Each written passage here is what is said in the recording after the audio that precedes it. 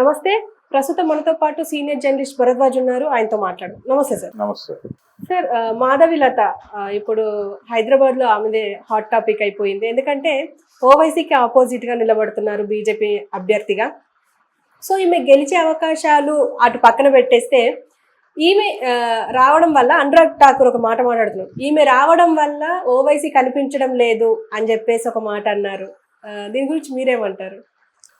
ఓవైసీ కనిపించడం లేదు అంటే విజిబుల్గా టోటల్ మీడియా అంతా ఫోకస్ చేస్తోంది మాధవీలత మీద.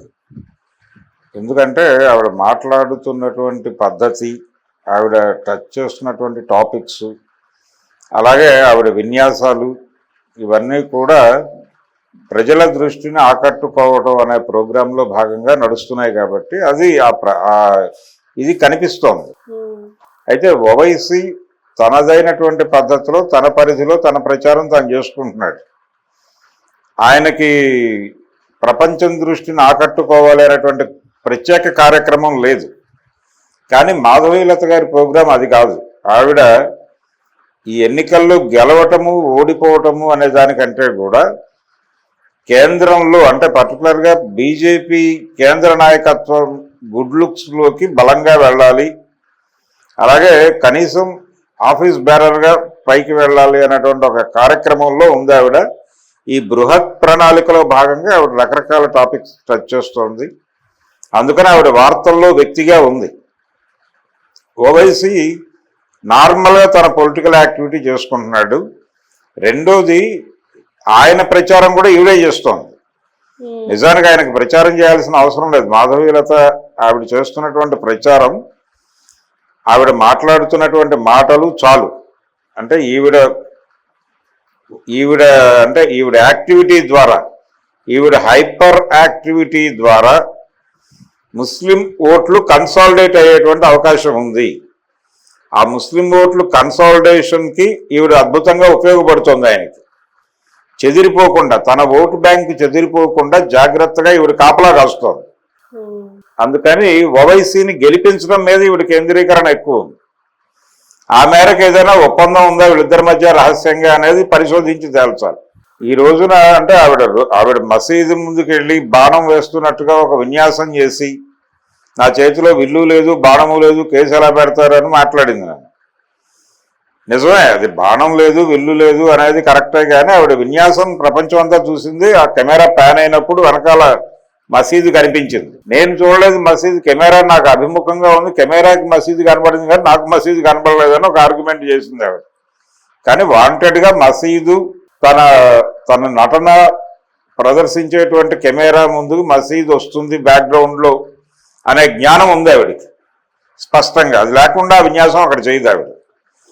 కాబట్టి ఆవిడకి కెమెరా సెన్స్ ఉంది, సినిమా సెన్స్ ఉంది, చాలా జ్ఞానాలు ఉన్నాయి. ఈ జ్ఞానం అంతా ఆవిడ ఇష్టం వచ్చినట్టు ప్రకటిస్తోంది, ప్రదర్శిస్తోంది.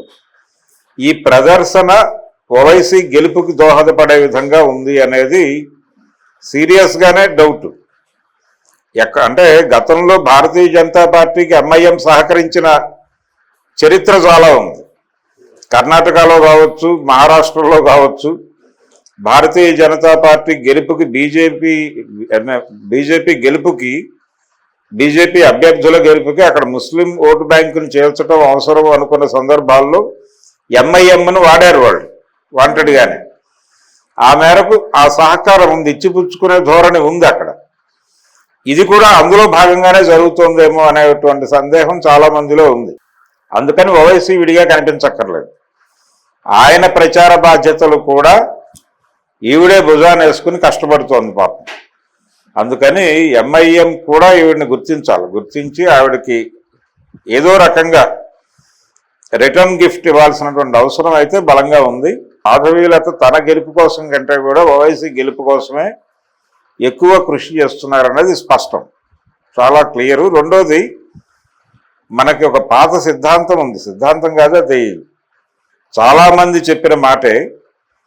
మెజారిటీ మతంలో అభద్రత ఏ మేరకు పోగుపడుతుందో ఆ మేరకు మైనారిటీల్లో అభద్రత పోగుపడుతుంది.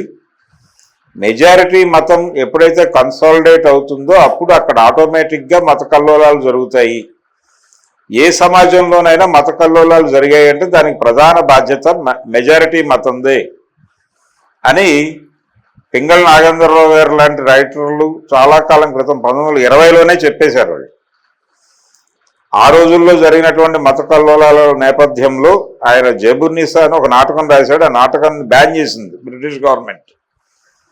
బ్యాన్ చేసిన సందర్భంలో అయ్యదేవర కాళేశ్వరరావుకి ఆయనకి జరిగినటువంటి వాగ్వాదంలో కృష్ణాపత్రికలో ఆయన చాలా స్పష్టంగా రాశాడు, ఏ సమాజంలో అయినా సరే మత కల్లోలాలు జరుగుతున్నాయి అంటే దానికి మెజారిటీ మతందే బాధ్యత.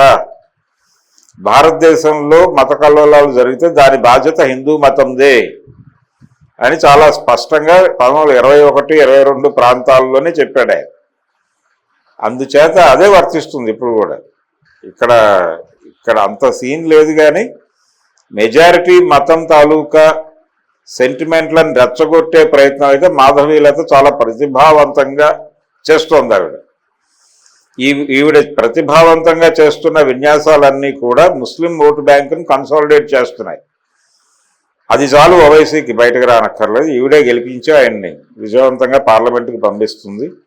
ఆ రెస్పాన్సిబిలిటీ ఆవిడ తీసుకుంది. ఆవిడ యాక్టివిటీ ఆవిడ సిన్సియర్గా నిజాయితీతో చేస్తున్నందుకు అభినందించాలి. ఆవిడ తన నటన ప్రదర్శించేటువంటి కెమెరా ముందుకు మసీద్ వస్తుంది బ్యాక్గ్రౌండ్లో అనే జ్ఞానం ఉంది ఆవిడికి స్పష్టంగా. అది లేకుండా విన్యాసం అక్కడ చేయదు ఆవిడ.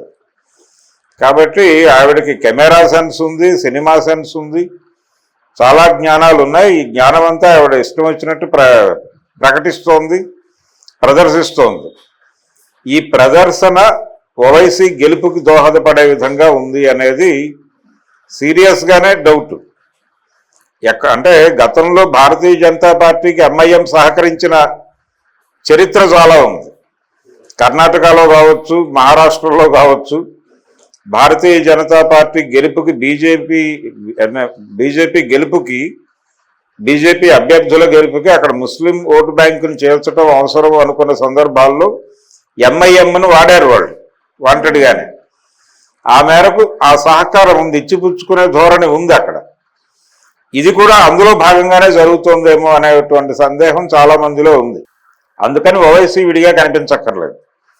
ఆయన ప్రచార బాధ్యతలు కూడా ఈవిడే భుజాన్ని వేసుకుని కష్టపడుతోంది పాపం. అందుకని ఎంఐఎం కూడా ఈవిడిని గుర్తించాలి. గుర్తించి ఆవిడకి ఏదో రకంగా రిటర్న్ గిఫ్ట్ ఇవ్వాల్సినటువంటి అవసరం అయితే బలంగా ఉంది.